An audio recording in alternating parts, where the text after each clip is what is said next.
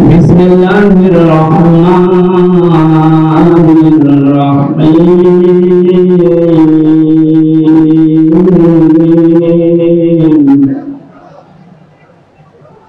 তাবারাকাল্লাযী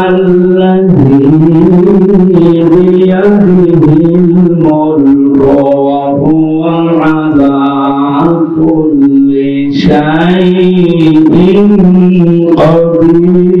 قدير الله أكبر الذي خلق الموت والحياة ليبلوكم أيكم أحسن عملا وهو العزيز الغفور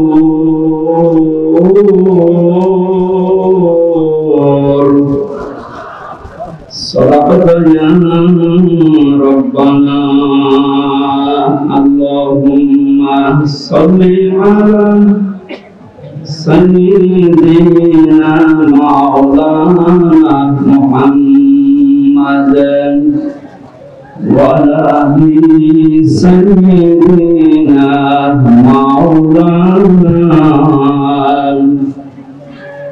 আমাদের প্রভু নবীর উম্মত জীবন বিধানে ওই সীমান্ত তবে কেন এখন হে মুসলমান এক হও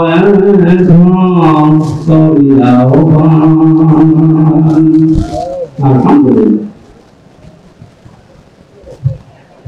প্রান্তীয় জেলা কুষ্টিয়া সরদার ঘাটপাড়া জমি মসজিদ উদ্যোগে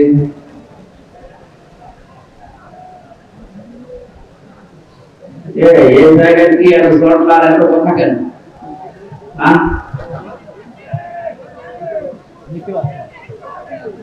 কি দেখবেন কি আমি বলি বলি কি দেখবেন দেখার মতো মানুষ তো পালিয়েছে সুন্দর চেহারা দেখেছি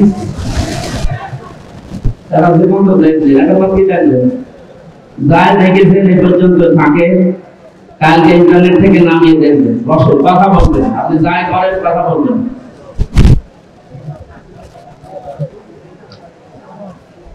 মহাবিশ্বের মহাবিশ্বয় আমাদের মালিক আমাদের মনিক মহান রব্বুল ইসলাম পবিত্র হাদিস কোরআন কারীম তাফসীর ও কোরআন মাহফিলের সম্মানিত সভাপতি বিশিষ্ট আইনজীবী আমাদের জেলার কৃতি সন্তান অ্যাডভোকেট মোহাম্মদ তৌহিদুল ইসলাম আলম দামাত বারকাতুহুল আলিয়া বলেন আমিন।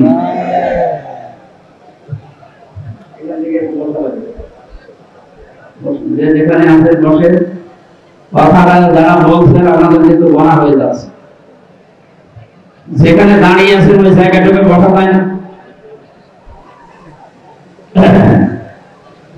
মাহফিলের প্রধান অতিথি বাংলার কৃতি সন্তান বীর মুক্তিযোদ্ধা সাবেক সংসদ সদস্য কুষ্টিয়া 2 নির্বাহী সদস্য বাংলাদেশ জাতীয়তাবাদী দল কেন্দ্রীয় কমিটি এলাকার অভিভাবক জনাব অধ্যাপক শহীদুল ইসলাম হায়াতে তাইয়্যিবা সিহাতে কুলিয়া কামনা করছি আল্লাহ যেন দান করুন।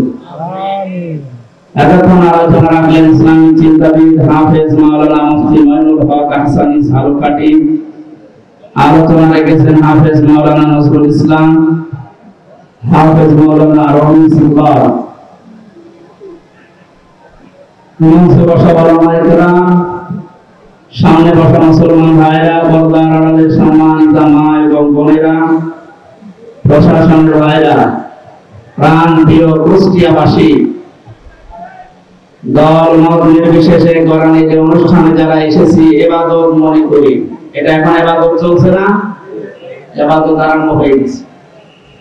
ইবাদতের যেভাবে আমরা কথা বলি না, এদিক ওদিকে তাকাই না, হাসাহাসি করি না, গল্প গুজব বন্ধ থাকে, একটা ঘন্টা যদি আপনি বারান বসার জন্য ইবাদত মনে করে বসে ঠিক ওইভাবে থাকবেন।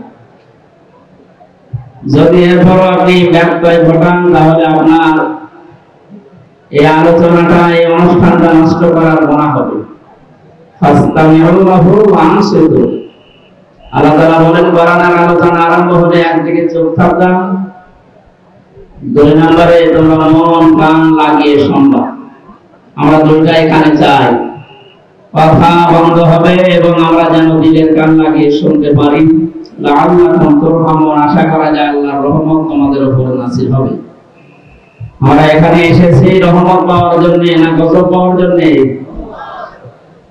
এই জন্য আশা করছি আপনি আমার কথা মেনে নেবেন যে আল্লাহ আমাদেরকে ইবাদতের ভেতরে নিয়ে আসবেন। এই প্রচন্ড গরমের ভেতরে বলেন আলহামদুলিল্লাহ। বিশ্বনবী জানিয়েছেন মান ক্বালা বিহি সাদাকা, যারা কোরআন দিয়ে কথা বলে এরা সত্য কথা বলে। তাফসীরুল কোরআন মাহফিল যেহেতু লিখে দিয়েছে, আমরা কথা এখানে বলবো শুরু থেকে শেষ পর্যন্ত আল্লাহর কোরআন দিয়ে। আমান হাকামা বিহি আদালা, যারা কোরআন দিয়ে বিচার ফায়সালা করে এরা ন্যায় বিচার কায়েম করতে পারে।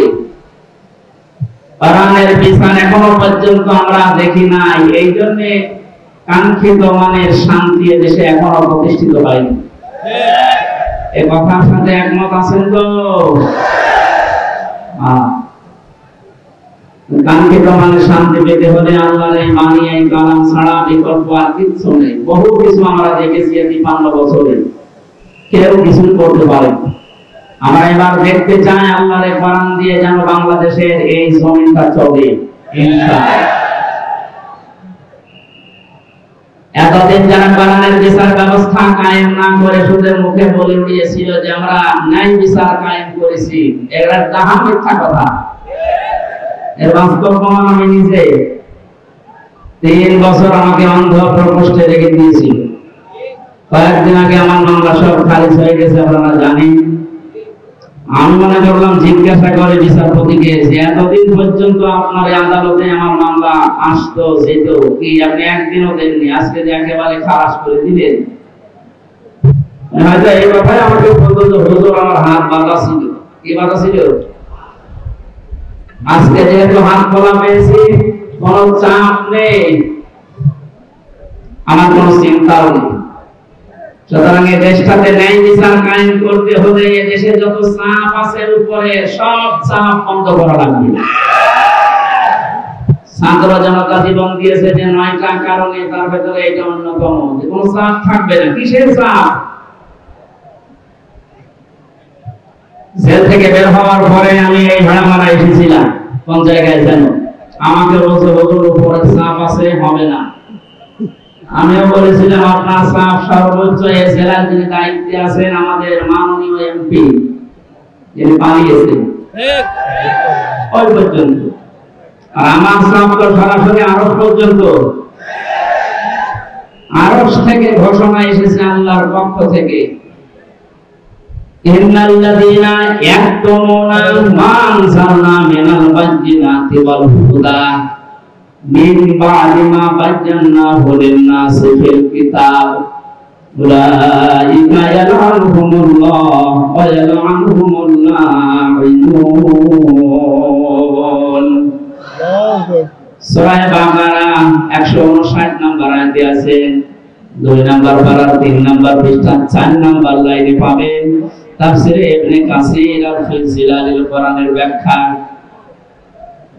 আল্লাহ পাক বলেন নিশ্চয় যে বাজারা গোপন করছে ভবিষ্যতেও করবে। ইয়াকতুমুনা এই শব্দটা আল্লাহ গঠন করেছেন, বানিয়েছেন 2টা কাল দিয়ে, বর্তমান, ভবিষ্যৎ, প্রেজেন্ট, ফিউচার। তার মানে এখন যারা আমরা গোপন করছে, ভবিষ্যৎ বলতে কিয়ামত পর্যন্ত আমরা যারা এই কোরআনের কথা জানার পরেও গোপন করে রাখবো। আল্লাহ পাক বলেন মানুষগুলোর উপরে আমি আল্লাহ নিচে না, আমার যত সৃষ্টি জগৎ আছে সবাই এর জন্য লানত দেয়, বরদোয়া করে। আপনি কোরআনের কথা প্রচার করতে আসতে গেলে বলতেন উপরের চাপ আছে, আপনার চাপ খুব বেশি হলো কি পর্যন্ত আমাকে যিনি চাপ দিয়েছেন তিনি আমার মালিক, এমন কড়া কথা জানিয়েছেন। কোরআন জানার পরে যদি কেউ গোপন করে রাখে, এর সঠিক কথাগুলো হক কথাগুলো না বলে, শুধু আল্লাহ নিজে না, যত সৃষ্টি আছে সব তার জন্য বরদোয়া করে। বলেন নাউজুবিল্লাহ। আমার এই আয়াতটা ব্যাখ্যা সহ পড়ার পরে মনে হয়েছে এদেশে লক্ষ কোটি মানুষেরা এখন আল্লাহর বরদোয়ার ভেতরে আছে। এর ব্যাখ্যায় আমি হাদিস পেয়েছি, বিশ্ব নবী জানিয়েছেন বাল্লিগু আন্নি ওয়ালাউ আয়া। নবীজি কিন্তু বাল্লিগ দেননি। কুষ্টিয়াবাসী, এখানে আমার মনে হয় অনেক আলেম এসেছে, দুই পাশে বসে আছে, স্টেজে আছে। বাল্লিগু বহু বছর দিয়েছে। বাল্লিগুর ভেতরে হাসা জামান আছে, অধ্যাপক শহীদুল ইসলাম নেই। আজকে বলেন, আজকের আলো সাহেব নেই। পৃথিবীতে যে আল্লাহ বলে একজন আছে স্বীকার করে, সেই বাল্লিগুর ভেতরে শামিল। তোমরা প্রচার করো সবাই মিলে, আন্নি আমার পক্ষ হতে, ওয়ালাউ আয়া, যদি একটা আয়াত তোমাদের জানা থাকে। প্রাণ প্রিয় কুষ্টিয়াবাসী, আপনাদেরকে আমি বাঁচাতে চাই। যতটুকু জানো, যতটুকু জানা আছে, ওইটাও দুনিয়ায় জীবিত থাকতে পৌঁছিয়ে দাও। এই ঘোষণা কার? রাসূলের। কার? আল্লাহর আদেশ মানা যেমন ফরজ, রাসূলুল্লাহর আদেশ মানা কি? বলেন বলেন। নবীজির আদেশ মানাও ফরজ, কারণ তাকে আল্লাহ শারে বানিয়েছেন, শরীয়ত প্রণেতা। তিনি যদি হ্যাঁ বলতেন, তাম দুনিয়ার মানুষের জন্য এটা হালাল। যদি না বলতেন, তাম দুনিয়ার মানুষের জন্য এটা হারাম হয়ে যেত। এত বড় পাওয়ার দিয়েছিলেন আল্লাহ পাক নবীকে, পৃথিবী থেকে শুধু পা তুললে আসমানে চলে যেতেন। নবীজি একবার হাতের আঙ্গুলে ভাবে ইশারা দিয়েছিলেন, তার সম্মানে আল্লাহ আকাশের চাঁদ পর্যন্ত দুই টুকরা করে দিয়েছেন। বলেন আলহামদুলিল্লাহ। এত বড় পাওয়ার যে নবীকে দিলেন, তার কথা ছিল সবাই মিলে পৌঁছাবা, কেউ যেন বাকি থাকবে না। একটা আয়াত যদি তোমার জানা থাকে, ওইটাও সীমিত থাকতে পৌঁছিয়ে দাও আমার উম্মতদের কাছে। বিদায় হজের ভাষণের সময় নবীজির সামনে মাত্র 1,14,000 কম বেশি এরকম সাহাবী ছিল। নবীজি জানিয়েছিলেন, আজকে যারা উপস্থিত আছো, যে মানুষগুলো আমার সামনে নেই, কিয়ামত পর্যন্ত দুনিয়ায় যারা আসবে, আজকের এই 27টা পয়েন্টের কথাগুলো সব মানুষের কাছে পৌঁছিয়ে দেবে। সেই দায়িত্বের ভেতরে আমার যেমন, আপনি যতটুকু জানেন আপনারও ওই রকম। এটা ফরজ মনে করে যদি আজ আমরা সবাই এই দায়িত্বটা নামাজের মতো পালন করতাম, সে যতটুকু জানি আমি প্রচার করব, বাংলাদেশে কোরআনের অনুষ্ঠানে কেউ বাধা দেওয়ার সাহস পেত না। কে বাধা দিত তখন? সবার দায়িত্ব এটা। হামজা হয়তো একটু আয়াত বেশি আসে বাড়ানে, এজন্য বেশি প্রচার করবে। আপনি কিছু না হলেও কিছু তো জানেন। আপনি যদি জানেন যে আল্লাহু আহাদ, এইটাই প্রচার করা আপনার নামাজের মতো ফরজ। এ পর্যন্ত বোঝাতে পেরেছি? এক কথা বলেন না কেন? আজকে থেকে দায়িত্ব শুধু আলেমদের। বলেন,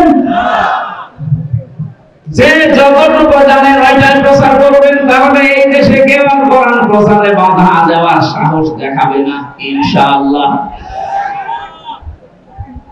আমরা আল্লাহ এবং তার সৃষ্টি জগতের বরদোয়া থেকে, গজব থেকে, লানত থেকে বেঁচে থাকতে পারবো। পক্ষান্তরে অপর পৃষ্ঠায় আল্লাহ জানিয়েছেন, কোরআনে কারিমের জ্ঞান থাকার পরে যদি কোনো মানুষ দুনিয়ার কোন স্বার্থ পেয়ে সিদ্ধির কারণে গোপন করে রাখে, আমান আসলামু মিম্মান কাতামা শাহাদাতান ইনদাহু মিনাল্লাহ। ইলা আখির আয়াত। সূরা বাকারা প্রথম নাম্বার পারার 20 নাম্বার পৃষ্ঠা 13 নম্বর লাইনের 140 নম্বর আয়াতের প্রথম অংশে আছে। এটা ইবনে কাসির পাবেন। আমি ব্যাখ্যা সহ বলতে গেলে অনেক সময় লাগবে, এজন্য সামারাইজ করে করে শেষ করছি। আসলাম দিয়েছেন আল্লাহ, এটা সুপারলেটিভ ডিগ্রি বলা হয় ইংরেজিতে। এর চাইতে ভয়ঙ্কর শব্দ আর নেই আরবিতে। আল্লাহ বলেন, পৃথিবীর বড় জালেম দেখতে চাও? এই পৃথিবীতে সবচাইতে বড় জালেম আল্লাহর কাছে ওই লোকটা যার কাছে কোরআনের জ্ঞান থাকার পরেও দুনিয়ার কোন স্বার্থ পেয়ে গোপন করে রাখে। আর আমার তো মনে হয় বাংলাদেশে এই চরিত্রের মানুষ বেশি। এসে লাইনে এখানে হাত বলেন তো।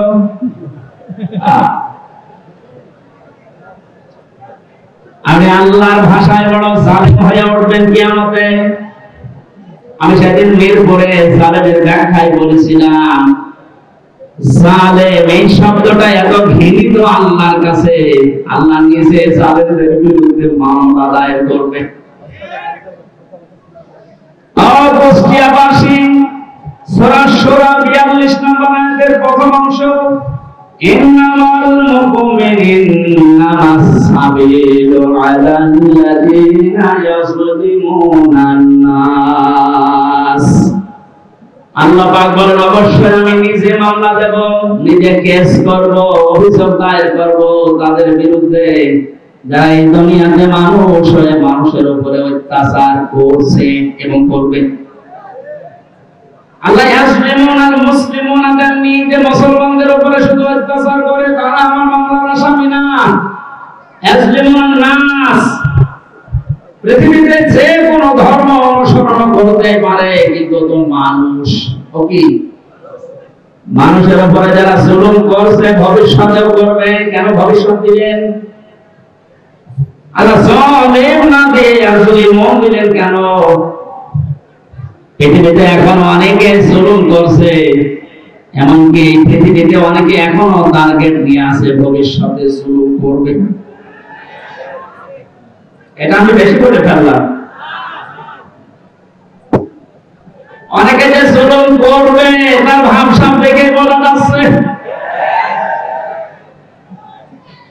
জালেমরা তো বানিয়েছে, জালেমের পরে 5 তারিখ থেকে আজকের এই 9 তারিখ, 1 মাস 4 দিনে আমরা অনেককে জুলুমের সাথে জড়িত হতে দেখে ফেলেছি। এখন যদি আপনি জুলুম শুরু করেন, থালা হাতে পেলে কি করবেন? সুতরাং আপনি থামেন। যারা জুলুম করছে তাদের সর্বোচ্চ নেতা বারবার ওখান থেকে ভিডিও বার্তা পাঠাচ্ছে যে থামেন। এ দলের নাম নিয়ে কেউ যদি জুলুম করে, অত্যাচার করে, চিন্তায় করে, যে কোনো কাজ করে, এর জন্য দল দায়ী না, সে তার নিজের জন্য দায়ী। এদেশের মানুষ কন্যা নামে যিনি পরিচিত ছিলেন, আমরা দেখেছিলাম বাতাস একটু ঘুরে গেছে, তখনই ভিডিও বার্তা দিয়েছে ছাত্রলীগ এটা আওয়ামী লীগের কোন অঙ্গ সংগঠন না। এত আদর মহব্বত দেখতাম, অথচ বাস্তবতায় একটু বাতাস ঘুরেছে। তাই যদি এই পরিচয় দিয়ে ওরা আমাদের দলের কেউ না, অঙ্গ সংগঠন না, যিনি অলরেডি এখন ঘোষণা দিতে আছে প্রতিদিন কিছু মানুষের কাজ কারবার দেখে, এরপরও যদি আপনি সংশোধন না হন, আপনারও কপালে জালেমদের মতো আগুন লাগবে। আমি আনছি না নাকি আরো আনবো? বলছেন ঠিক হবে না, কারণ এখন ভালো শুরু হয়। এই আয়াত দিয়ে যেটা শিক্ষা দিতে চাই, কুষ্টিয়াবাসী 64 জেলার ভেতরে কুষ্টিয়া আমার কাছে প্রিয়, কারণ এখানে আমার জন্ম। সব জেলার চাইতে আপনাদেরকে বেশি ভালোবাসি একটু, কারণ এখানে আপনাদের সাথে আমার সম্পর্ক একটু বেশি। কথা বলেন ঠিক কিনা? আশা করছি আপনি বুঝেছেন। জালেমরা কিন্তু হামজার টার্গেট না, জালেমরা টার্গেট আল্লাহ। সুতরাং 15.5 বছরে যিনি জুলুম করেছেন, আমি 11টা ফেরেশতা দেখেছি। প্রথমে কেটা দিয়ে শুরু হয়েছিল মিডিয়ার, 950 উপরে আমার সাথে জেলখানায় 3টা বছর অনেক কেঁদে গেছি। দীর্ঘ শ্বাস যখন ফেলতো ডাক দিয়ে বলতো, হামজা ভাই আর 1 মাস পরে রিটায়ার হয়ে যাব, অথচ 14 বছর জেলে আছি, কিচ্ছু জানি না। আপনি এই শ্বাসটা কিভাবে নষ্ট করবেন? মাজলুম যদি কোনো কথা মুখ দিয়ে একবার বের করে ফেলে, আল্লাহর নবী জানিয়েছিলেন তাকিল দাওয়াতাল মাসলুম ফাইন্নাহা ইন্নাহা লাইসা বাইনাহু ওয়া বাইনাল্লাহি হিজাব। মুসলিম শরীফের হাদিস। নবীজিকে দিয়ে আল্লাহ বলাচ্ছেন, আপনি বলেন এই পৃথিবীর মানুষের যা করো করো, কিন্তু মাসলুমের বরদোয়া থেকে নিজেকে বাঁচিয়ে রাখবা। কারণ মাসলুম যদি এরকম কোন শব্দ বের করে ফেলে, ওটা সঙ্গে সঙ্গে আরশে চলে যায়।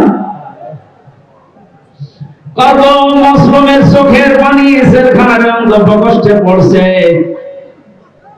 এ পৃথিবীতে দেখলাম এই বাংলাদেশ নামে একটা দেশ, এখানে 1628 জন মানুষ এই চেয়ারে বসে দায়িত্ব পালন করছে।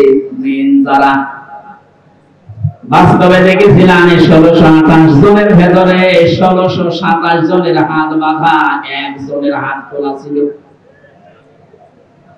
একজনের হাত খোলা ছিল আবু সাইদের। হ্যাঁ, ওর হাত যদি খোলা না থাকবে এভাবে করে দিল কি করে?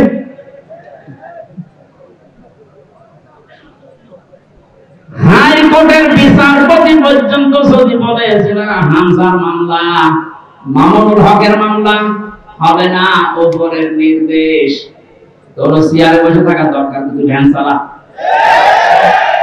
আপনি বলেন একটা হাইকোর্টের বিচারপতি যদি একথা বলতে পারে, যে বিচার ব্যবস্থা কিভাবে বাধা ছিল আপনি টের পাচ্ছেন?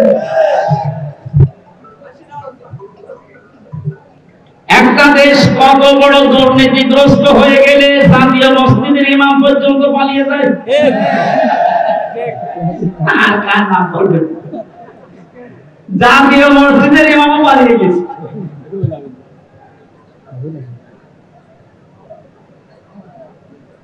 কুষ্টিয়াবাসী, আমি আবার বলছি, যে মানুষগুলো এই 1628 জন, এদের দোষর যারা, সব আল্লাহর মামলার আসামি।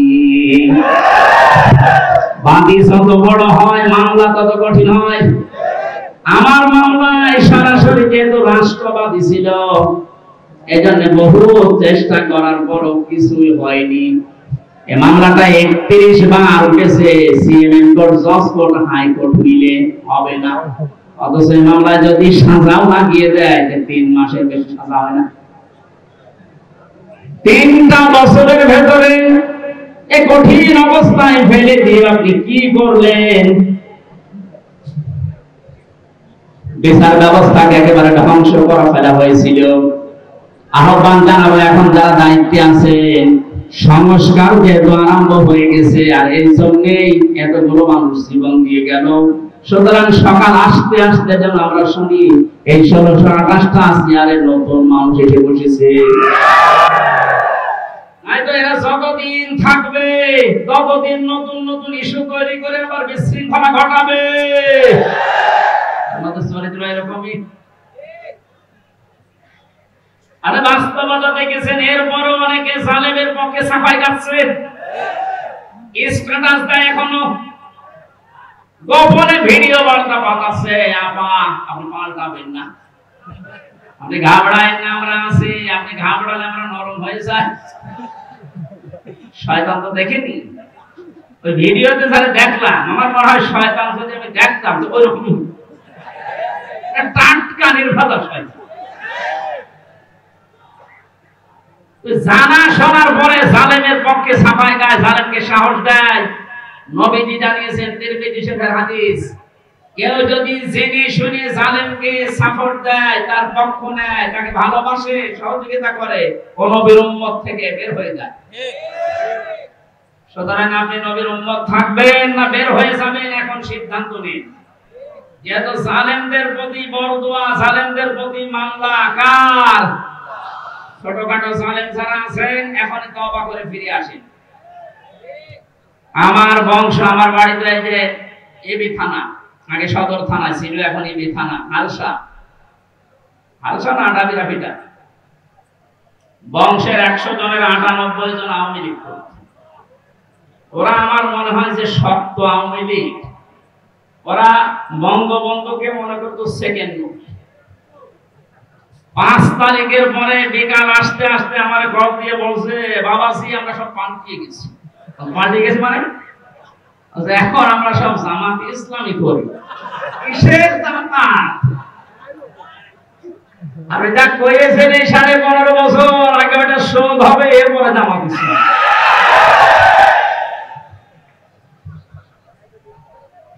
না তারপরেও এরা সেকেন্ডে পাল্টিয়ে যে চলে গেছে। এখানে যারা ছোটখাটো জালেম আছেন, হালকা পাতলা, আপনারা আশা করছেন ফিরে আসবেন, নয়তো মৃত্যুর গড়গড়ানি শুরু হলে জালেমদের কিন্তু আর কালেমাও নসিব হবে না। বেঈমান হয়ে আবাদান চিরকালের জন্য জাহান্নামে থাকা লাগবে। কথা বলে ঠিক কিনা? অন্তত অন্য জেলায় যাই হোক, আমারে জেলা জাহান্নামে যাবে আর আমি সারা দেশে আমি ঘর ছেড়ে বেড়াই আর আমার ঘরে ঘর নেই। না, এটা করা যাবে না। আমি আহ্বান জানাচ্ছি আপনাদের বিবেককে কাজে লাগাবেন। জালেমদের পক্ষে আমরা কোনোদিন ছিলাম না, ইনশাআল্লাহ সামনে কিয়ামত পর্যন্ত এই বাংলাদেশে জালেমদের পক্ষে আমরা থাকবো না ইনশাআল্লাহ। কোরআনে কারিমের অনুষ্ঠানে যেহেতু এসেছি, কোরআন কিভাবে মানুষের কাছে উপস্থাপন করা লাগে এ ধরন আল্লাহ শিখিয়েছেন কোরআনে। ওইভাবে বলবো নাকি মন মতো বলবো? কোরআনে কারিম কিভাবে আপনি মানুষের সামনে উপস্থাপন করবেন, বর্ণনা দেবেন, 1500 বছর আগে আল্লাহ পাক ওটা আমাদেরকে শিখিয়েছেন। কিতাবুন উনজিলা ইলাইকা ফালা ইয়াকুম ফি সাদরিকা হারাজুম মিনহু লিতুনদিরা বিহি ওয়া যিকরা লিল মুমিনিন। বলেন আল্লাহু আকবার। সূরা আরাফ 8 নম্বর পারা 10 নম্বর পৃষ্ঠার 1 নম্বর লাইনের 2 নম্বর আয়াত। এটা তাফসীরে ফি জিলালিল কোরআনে ব্যাখ্যা আছে, সাইয়্যিদ কুতুব লিখেছেন। আল্লাহ পাক বলেন, নবী এই যে একখানা কিতাব, এটা আপনাকে আমি দিলাম, এটা যখন মানুষের সামনে আপনি বর্ণনা দেবেন, ব্যাখ্যা করবেন, তাফসীর করে শোনাবেন, 2টা বিষয় খেয়াল করবেন। হারাজুম মিনহু লিতুনদিরা বিহি লিসাদরিকা, আপনার মনের ভেতরে যেন কোনো সন্দেহ, সংশয়, দ্বিধা, দ্বন্দ্ব, ভয়, ভীতি এগুলো আপনার মনে যেন না ধরে। যিকরা লিল মুমিনিন, কোরআন এই দেশে এই পৃথিবীতে মুমিনদের জন্য উপদেশ। এর ভেতরে হারাজুন শব্দের ব্যাখ্যাটা ইম্পর্টেন্ট। এদিকে হারাজুনের ব্যাখ্যায় আমি 2টা অর্থ পেয়েছি। হে নবী, আপনি যখন কোরআনের কথা বলতে যাবেন, অনেক মানুষ আছে না বোঝার কারণে আপনার উপরে মন খারাপ করতে পারে। এরকম কথা বুঝতেছেন? কোরআন যেভাবে আল্লাহ উপস্থাপন করেছেন, যেভাবে তিনি বর্ণনা দিয়েছেন, ওই ফোর্সে যদি বর্ণনা দেওয়া হয়, অনেক মানুষের সীমিত জ্ঞানের কারণে ওই বক্তব্য বুঝবে না, সেটা উল্টাপাল্টা ধারণা আপনার উপরে আসতে পারে যে হুজুর মনে হয় রাজনীতি করছে। এরকম ধারণা দেশে নেই। 2 নম্বরে, আবহমান কাল থেকে এমন এমন নিয়ম নীতি মানুষ ইবাদত মনে করে পালন করে আসছে, যেটা আসলে ইসলামে নেই, কোরআনে নেই, হাদিসে নেই, কিন্তু মানুষ ইসলাম মনে করে পালন করে আসে। আপনি কোরআনের ব্যাখ্যা দিলে ওইগুলো টিকবে না, তখন ওই মানুষগুলো আপনার প্রতি মন খারাপ করবে। এর বাস্তব প্রমাণ এই যে মাজার আছে না, ঈশার মাজার জানেন, সে যে সাহেব কোথায় পেয়েছেন সব মাজার? কিছু মানুষের মাজারের প্রতি এত মহব্বত, আমার মনে হয় বিশ্ব নবীর উপর এত মহব্বত নেই। কিয়ামতের ময়দানে 2 প্রকার মানুষকে আল্লাহ সব চাইতে বেশি অপমান করবেন। তার 1 নম্বরে দুনিয়ায় যারা মাজারের খাদেম ছিল, আরে কুষ্টিয়াতে 2 জায়গায় খাদেম বেশি, গোলাপ শাহ, লালন শাহ। আর জায়গা পান না খেদমত করার। এক কথা বলেন না কেন? মাজার কেন্দ্রিক যদি ইসলাম হতো, এই পৃথিবীতে সর্বোত্তম মাজার হচ্ছে মুহাম্মদ রাসূলুল্লাহটা। ওখানে তো কাউকে আমি কোনোদিন টাকা দিতে, মোমবাতি দিতে, আগরবাতি দিতে দেখি না। কোন কারণে আপনি এখানে এই সমস্ত কাজ কারবার করেন? লা তাত্তাখিযুল কুবুর মাসাজিদা, কবরকে সেজদার জায়গা বানিও না। অথচ লালনের মাজারে যে দেখেন এখনো অনেকে সেজদা করে আছে। এটা আমি একদিন গিয়েছিলাম, কিভাবে শিরক চলছে। কোরআন দিয়ে হাদিস দিয়ে বললে বাংলাদেশে 48,000-এর মাজার একটাও টিকবে না।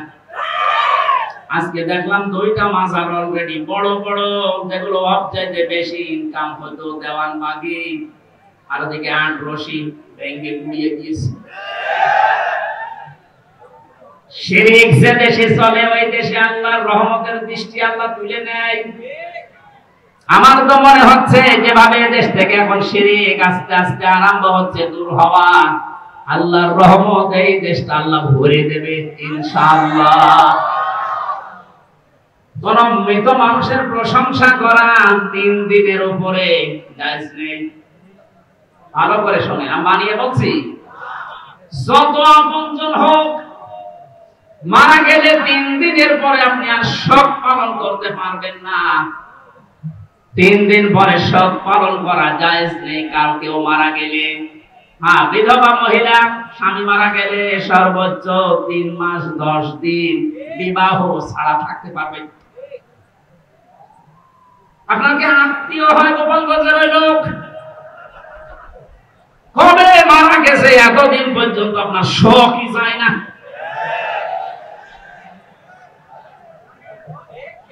আপনার কি রাগ হয়ে গেল? তাহলে হাদিস কেটে বাদ দিয়ে দিন। আমি তো গোপন করলে আমার সমস্যা হবে, কিয়ামতে আমার জিহ্বা কেটে দেবে। কথা বলুন।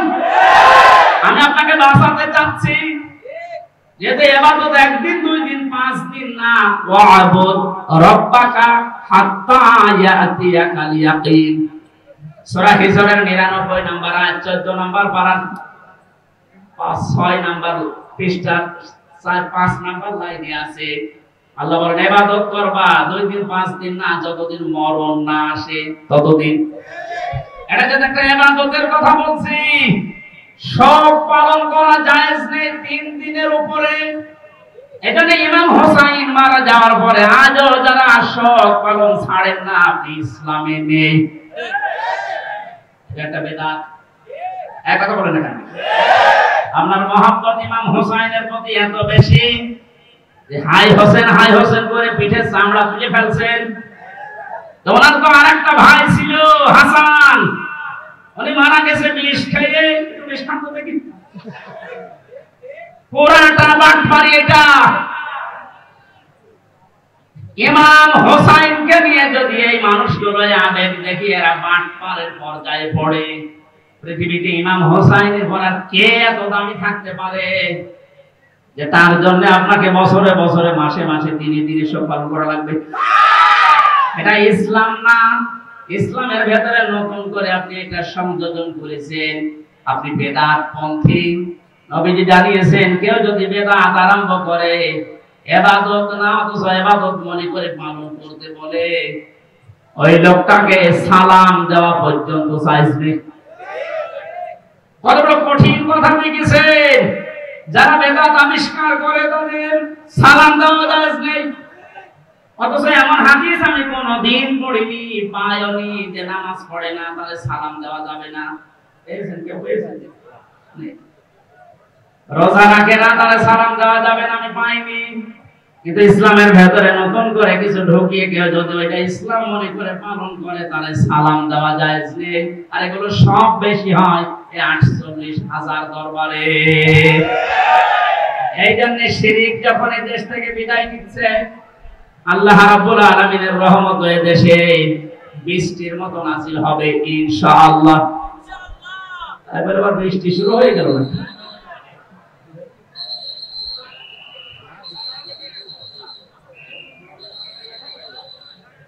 এই কারেন্টটা দিস দেখতে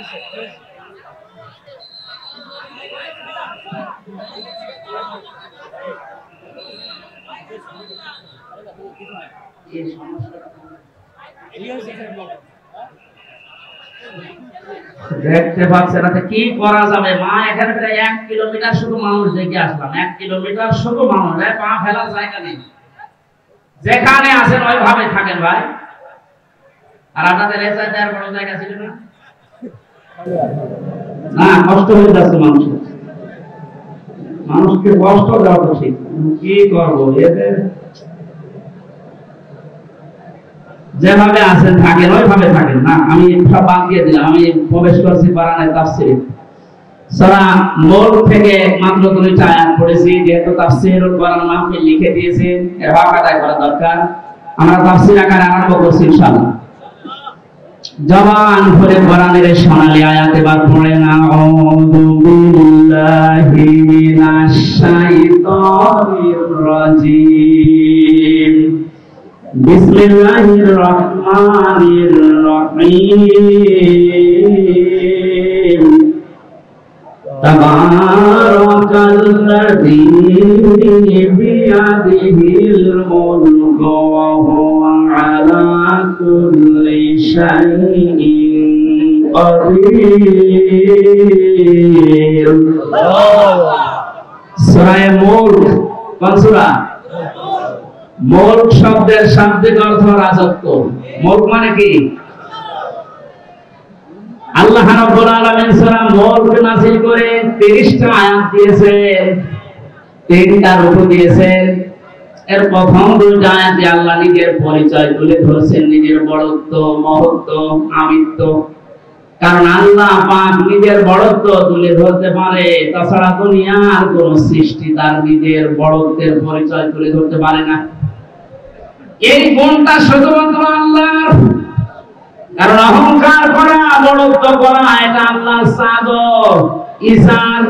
কেউ যদি অহংকার করে, বড়ত্ব দেখায়, সে যেন আল্লাহর চাদর নিয়ে টানাটানি করে। হাদিসে কুদসি, পৃথিবীর কোন সৃষ্টি যদি আল্লাহর চাদর নিয়ে টান দেয়, আল্লাহ তাকে জমিনে আছাড় দিয়ে অপমান করে। এর বাস্তব প্রমাণে 5 তারিখের আগে সালিমরা ধরাকে সরাকেন করে এমন কোন বিষয় নেই, বিভাগ নেই যেখানে ওরা অহংকারের তাকাব্বুরি, বড়ত্ব দেখায়নি। আল্লাহ পাক ধরেছিল এমন কায়দায়, ওয়ালাহুম আযাবুম মুহিন। আল্লাহ বলেন, জালেমদেরকে যখন আমি ধরি, এই মানুষগুলোকে অপমানজনক শাস্তির একেবারে নিম্নে পৌঁছিয়ে দেই। কত বড় অপমান আল্লাহ করেছে কালামানিককে। আর কি দেখাবে আল্লাহ? যেদিন আর বেশি উড়ে যায়, সেই দিন আমি শুকরিয়া আদায় করেছি। মাহবুব, এই লোকটা বিচার ব্যবস্থায় থাকতে যত অবিচার করেছে, তত মানুষ ছিল না, একটা প্রাণ জানোয়ার ছিল। ওর কারণে যত মানুষ বিনা কারণে দুনিয়া থেকে বিদায় নিয়েছে, মরণের আগে ওই রকম কঠিন শাস্তি বলে তুমি দিও। একটা দিন যাচ্ছে, ওর শাস্তির মাত্রা বাড়ছে। এখন হাসপাতালের বেডে দেখেন পড়ে আছে। বেশি যেহেতু নেই, বাকি জিনিসগুলোর অবস্থাও মনে হয় নড়বড়ে। কথা বলে না কেন? জালেমদের গালে এভাবে ধরে, মরতে দেরি হবে জালেমদের। কোরআনে কারীম জানাচ্ছে, লাহুম মিন জাহান্নামা মিহাদু ওয়া মিন ফাওকিহিম গাওয়াশ ওয়া কাযালিকা নাজজিস সালিমিন। সূরা আরাফের 41 নম্বর আয়াত। আল্লাহ পাক বলেন, মানুষগুলোকে হে নবী আপনি যখনই কবরে রাখবেন জালেমদের, ওদের কবরের উপরে আমি আল্লাহ জাহান্নামের আগুনের পোশাক দিয়ে দেব, বিছানাটাও হয়ে যাবে জাহান্নামের আগুনের। কারণ এইভাবে করে আমি জালেমদেরকে একটার পরে একটা শাস্তি দিতে থাকি। এজন্য আল্লাহর যে বিষয়টা সাজে, বড়ত্ব করা, অহংকার করা, এটা যেন কিয়ামতের আগে কেউ করবেন না। তাহলে আছাড় দেবে কে? আরো জোরে বলেন কে? আল্লাহ আছাড় দিতে পারে না? পারে না? বলেন। দেখবেন কি আসার দেবে আপনাকে। আর 5 তারিখের আগেও আপনার যে দাপট ছিল, 5 তারিখে বিকাল 5টা বাজতে বাজতে আল্লাহ একেবারে মাটির সাথে মিশিয়ে দিয়েছে। আমার বাড়ি দেখতে গিয়েছিলাম, সে দেখি ইট খুলে খুলে নিয়ে মানুষ চলে যাচ্ছে। ওর পরের দিন 6 তারিখে আমার অনুষ্ঠান ছিল ঝিনাইদহ। শুনলাম ওখানে এক জালেমকে উলঙ্গ করে পিটিয়ে মেরে টাঙিয়ে রেখেছে। একটা মানুষের উপরে কত ঘৃণা জন্মালে, লাশ পর্যন্ত পিটিয়ে টাঙিয়ে। আমরা যেটা নিয়ে এসেছিলাম, এই যে আহসানু আমালা, এই শব্দটার ব্যাখ্যা করতে গিয়ে আমি পেয়েছি আল্লাহ যেহেতু বেশি বেশি কাজ চাননি, কোরআনে ভালো কাজ চেয়েছেন, এখান থেকে একটা মাসলা আমি বের করেছি। পৃথিবীতে আমরা একটা বিষয় এখনো পর্যন্ত মনে হয় ক্লিয়ার না, মিজানের পাল্লা। শোনেননি নাম?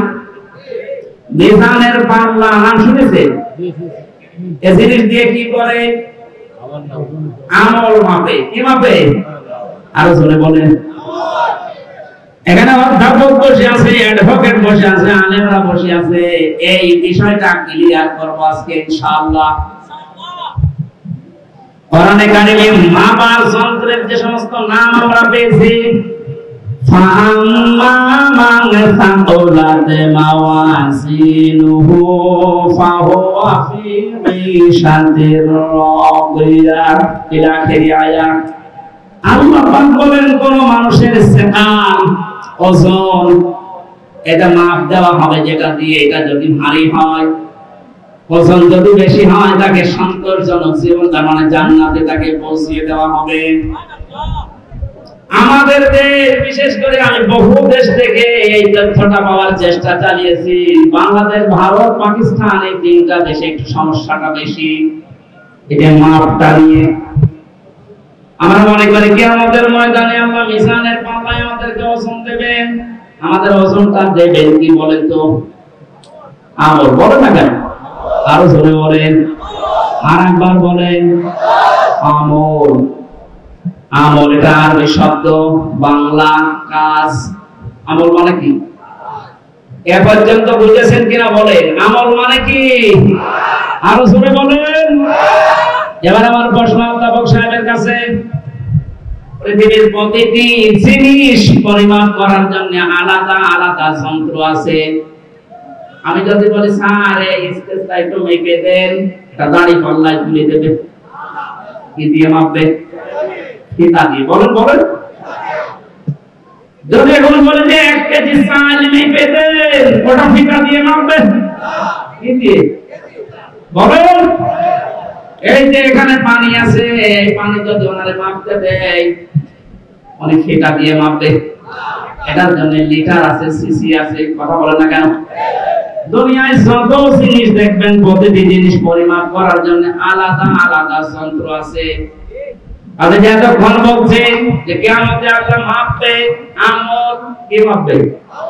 আমল মানে বলেন, কাজ মাপতে হয় দাড়ি পাল্লা দিয়ে, যে 5 কেজি কাজ।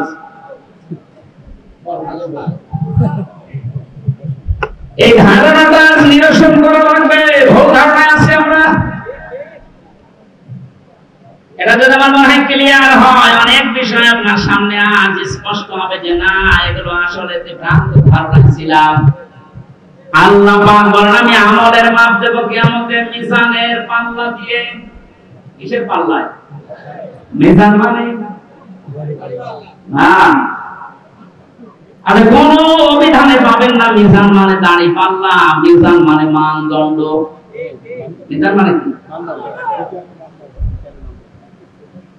আমাদের হাইকোর্টের সামনে দেখবেন একটা দাড়ি পাল্লা টাঙানো আছে, ওটার নাম কি? ওটা সরকার টাঙিয়ে রেখেছে, 2 দিকে সমান সমান, নাকি একদিকে একটু ঝুলিয়ে আছে? 2 দিকে সমান কেন? সরকার দেশের জনগণকে বোঝাতে চায়, এদেশের ইউনিয়ন থেকে শুরু করে জজ কোর্ট, হাইকোর্ট পর্যন্ত যদি কোনো বিচার না পাও, সুপ্রিম কোর্টে আসলে ন্যায় বিচার পাবা। এটা ন্যায় বিচারের প্রতীক। দাড়ি পাল্লা কিসের প্রতীক?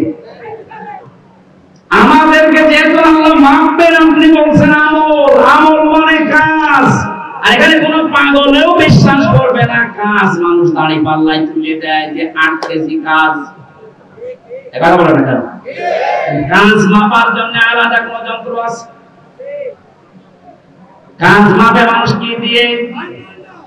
সে মানদণ্ডটা কি? সিসি দিয়ে মাপে না, লিটার দিয়ে মাপে না, ফিতা দিয়ে মাপে না, গজ দিয়ে মাপে না, কেজি দিয়ে মাপে না। কাজ মাপতে হলে লাগে গুরুত্ব। কি লাগে? কাজ মাপতে হলে গুরুত্ব লাগে। এই কাজটা গুরুত্বপূর্ণ এবং গুরুত্বহীন।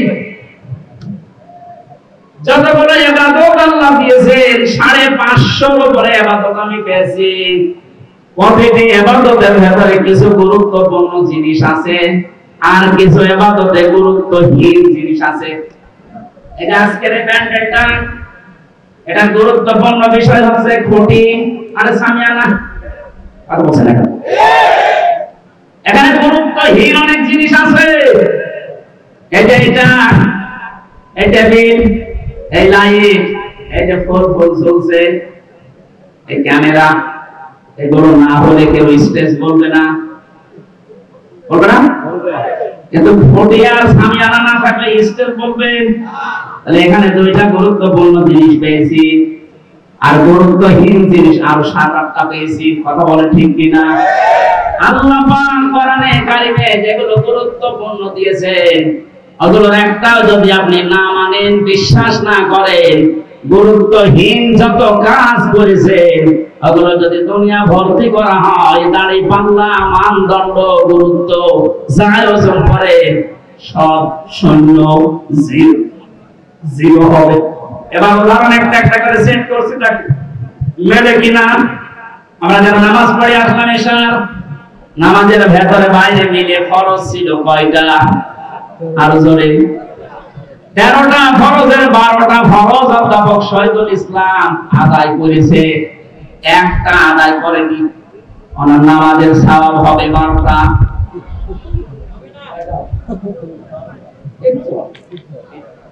13টা ফরজের যদি একটা বাদ দিয়েছেন, উনি যদি বলেন না আমি তো 12টা আদায় করেছি, অন্তত 12টা সওয়াব দেন, হবে? কি হবে? জিরো, শূন্য, কিচ্ছু হবে। এটা যেমন মেনে নিলেন যে হ্যাঁ এটা ঠিক আছে, আপনার বাস্তবতার সাথে কিন্তু এটা মিলছে না। আমি 12টা আদায় করলাম, একটা করি নাই, এবার 12টা সওয়াব দেন। আপনি এখানে জোর করতে পারবেন আল্লাহর সাথে? বলেন। কারণ গুরুত্বপূর্ণ জিনিস, এই খুঁটি না থাকলে এটা স্টেজ না, এ সামিয়ানা না থাকলে স্টেজ না। হ্যাঁ, ওয়াজিব আছে, যেটা যদি কেউ ভুল করে 1টা 2টা, তাহলে তাহলে জরিমানা দেওয়া লাগে, সরসেজদা দেওয়া লাগে, এটা দিলে আবার পূর্ণ হয়ে যায়। কিন্তু যেটা খুঁটি আর সামিয়ানা, এটা যদি আপনার জীবনে না থাকে, কেউ এটাকে স্টেজ বলবে না। কিন্তু সার কাম না থাকলে স্টেজ বলবে না, এটা না থাকলে স্টেজ বলবে না। এক কথা বুঝেন? এখান থেকে আপনি ভাবেন, জীবনে গুরুত্বপূর্ণ কাজ আল্লাহ এই কোরআনে দিয়েছেন 500।